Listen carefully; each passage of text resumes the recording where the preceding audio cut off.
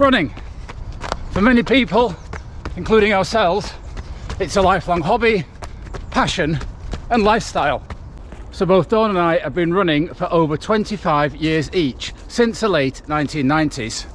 And during that period, our running has undergone many changes. So in this video, we're going to take you through 5 things that we have found have supercharged our running over those past 25 years. And at the end, we'll throw in a bonus supercharge, which is free, accessible, convenient, and can be done by any of you at any time you wish.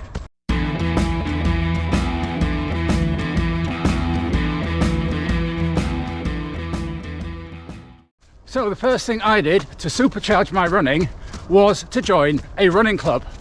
So my earliest introduction to the sport of running had been taking part in 3 local 10Ks in late 1999 and early 2000.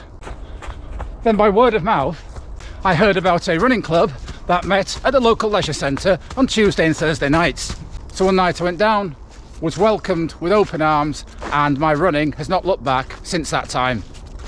As for myself, I'd taken part in a few local races, and I met a woman at one of those races who I got chatting to, and she said, "Why don't you come along to the local running club?"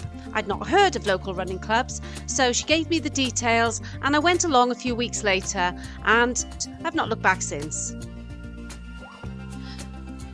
So joining the local running club was my first introduction to speed work, and it was also my first introduction to running in a team. Sometimes we hear people say that running clubs are not for them, and that's absolutely fine. But some of the objections we sometimes come across include things like not being able to commit to club nights, not wanting to take part in competitions. Now, in our experience of running clubs, and there have been quite a few over the years, that is not the case. There is no obligation to turn up on certain nights, no obligation to take part in competitions. For us, we see it more as opportunity rather than obligation. So let's have a bit more of a think about what those opportunities actually are. First and most obviously, there's a chance to run with and get to know other people. Secondly, there's an opportunity to take part in structured runs and training sessions, often run by running club coaches. Thirdly, there is a sense of camaraderie. So if you turn up at a local running event and you're in a running club, there'll be plenty of other people wearing the same vest for you to share the experience with. So a quick note there, you won't be wearing the same vest, that'd be really silly. You'll be wearing a vest of the same design. Many running clubs run internal competitions such as club championships and points leagues, which many runners, myself included back in the day, found hugely motivating on the road of improvement. And finally, being a member of a running club can often open up opportunities to you that would not otherwise be available, such as running in a team. This might be in a road or cross country relay or trail relay, it might be in a track and field meeting, or it might be as part of a cross country team. So if you're running stuck in a rut, or you're looking to get a little bit more out of the running you do, consider joining a local running club. You don't have to use word of mouth like I did back in the day and like Dawn did. Most running clubs will have a Facebook group which you can browse on and see what the general vibe is and if it fits in with what you want. And also most running clubs will welcome you for a few sample taster running nights before there's any obligation to join up.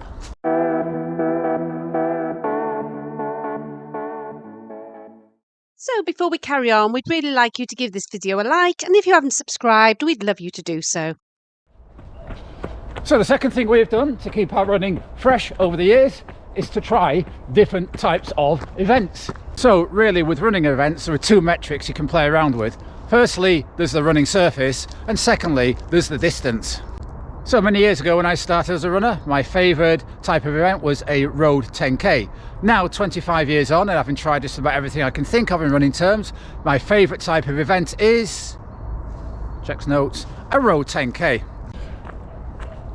However, during our running career, Dawn and I have tried every type of running surface we can think of. We've done road races, obviously. We've done cross country. We've run on the track. We've run on trails. And we've even briefly tried our hand at fell running. So a few thoughts on each of those.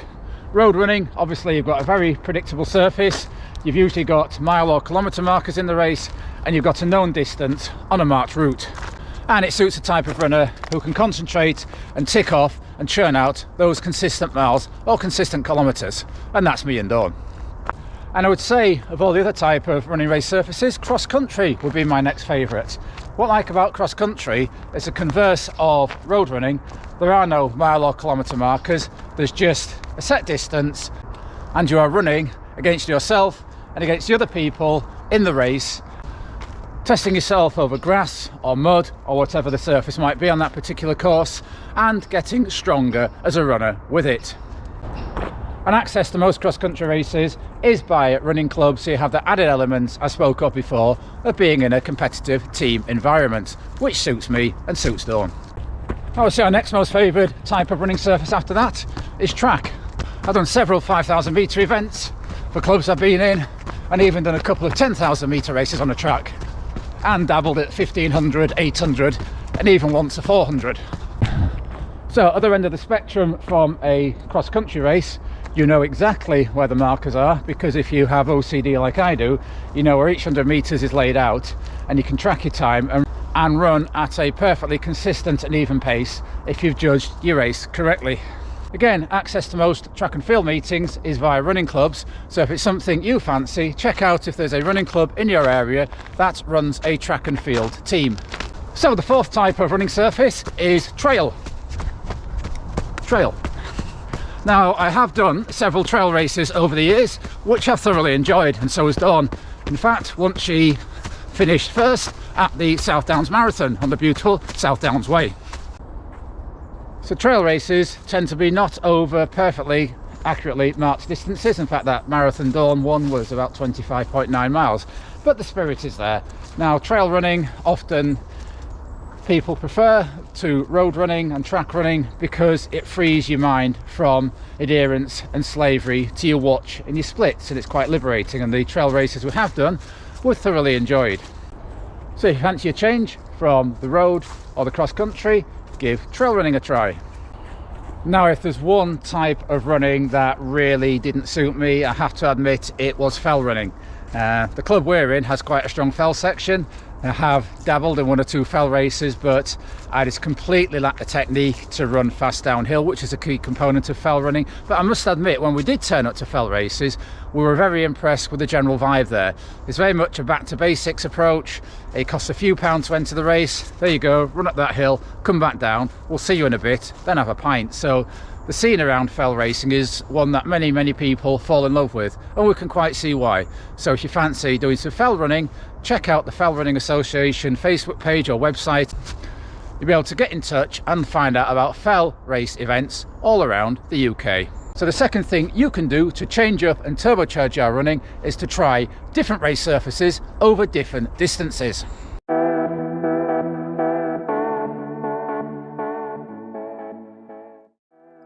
The third game changer for our running is parkruns, or when we started them in 2008, time trials. Through parkruns, we have met many people, made good friends and visited many places, very beautiful places. Over the past 10 years, we both had periods of injury or illness where competitive running was reduced.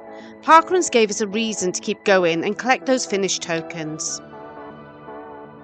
So if I can quickly point out here, once you have collected your finish token, you do need to hand it back to the volunteers. You don't get to keep it, otherwise I won't be able to operate Parkrun next week. We have now done over 500 parkruns each, and it's become very much part of what we do on a Saturday morning. Parkrun isn't a race, and people turn up to run or walk for many reasons: to meet friends, make friends, to be part of a community, to visit new places, to run hard and go for a 5k time goal, to volunteer in the many roles available, to chase milestones and become members of the 50, 100, 250 and 500 club. The reasons are many and varied. By becoming a park runner, there will always be a reason to turn up to your next event. So the genius of Parkrun is in its simplicity. In essence, it is a 5k timed run around the park at 9 AM on a Saturday. But it has become so much more than that in many different ways to many different people. So if you're looking for a way to turbocharge your running and haven't yet tried Parkrun, or haven't yet explored perhaps Parkrun tourism or the Parkrun challenges you can do on the 5k app, then get out there and find out what Parkrun can do to turbocharge your running experience.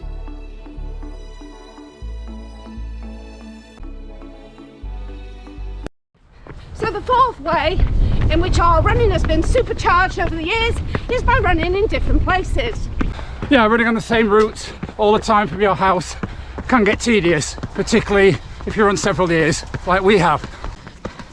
Yes, so those who watch the channel regularly will know that we like to do races, parkruns and training runs in different places around the country.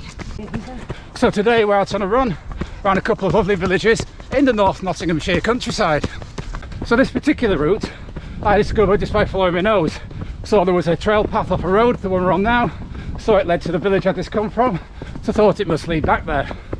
But if you're in a very unfamiliar part of the country, there are a range of apps and tools that you can actually get online. And one thing about exploratory runs, you sometimes come across quirky or unusual things like these two ancient stones we've run past. I've no idea how they got in the middle of this field, about half a mile from the village down there, with nothing else around. If anybody's got any ideas, let us know. So these online tools include Strava routes, but I think you need a Strava subscription to access that. You can use Map My Run or Commute. The two we came across when researching for this, Dynamic Watch and Ride with GPS. And the one I most often turn to, being a non-techie person, which is your trusty old Ordnance Survey map. Actually a new Ordnance Survey map, because you wouldn't want one from 1850, because rights of way might have changed since then. So if you find you're running stuck in a rut, one way to turbocharge it is to find some new places to run around the country. Or indeed any country. So the fifth thing that has had a game-changing effect on our running has been being part of virtual running communities across the years. So I first joined an online running community in 2003 when I joined the Runners World Forum. This was a big change for me and it opened up a new world of running. That's right, back in the day we tended to get most of our running information either from people in our clubs or from magazines like aforesaid Runners World. But by being part of the forum you got to communicate, interact, chat, share running stories, find out about different races from people all around the country and all around the world. And since then we've taken part in various online groups. For example, on Facebook we run our own little group called Love Running, and if you'd like to talk about running, share your parkruns, your races, your training, anything running related, please feel free to send us a message and you can join our Love Running group. Yes, in the last year and a half since we've had this YouTube channel, we've had even wider running experiences. That's right, it's widened our horizons. We've met lovely people who have YouTube channels all around this country and all around the world and been able to interact and learn from them. So another big game changer in our running is being able to engage with people we don't know face to face, don't live in our area. We've got to know through engaging through various online platforms. So the bonus one is never stop learning. Yeah, so I've got a decent library of running books and we're always wanting to learn about new training philosophies and how runners of the past trained and achieved their successes.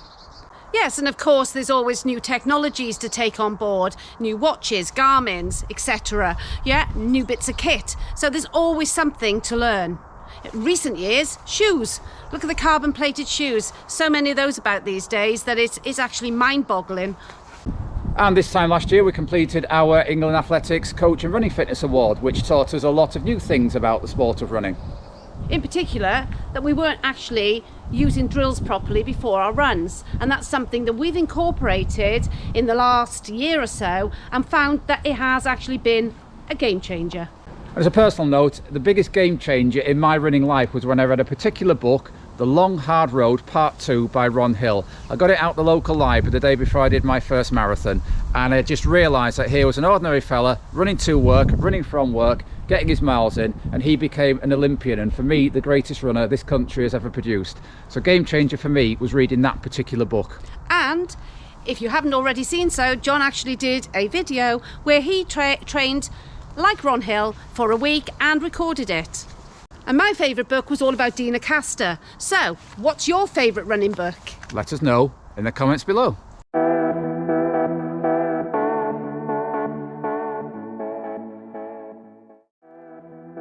So, So we hope you found this video interesting, and if you have, please give it a like. And if you haven't yet done so, we'd love you to subscribe and join us on our running journey currently towards the Manchester Marathon 2024. So until next time, keep on keeping on. Keep on keeping on.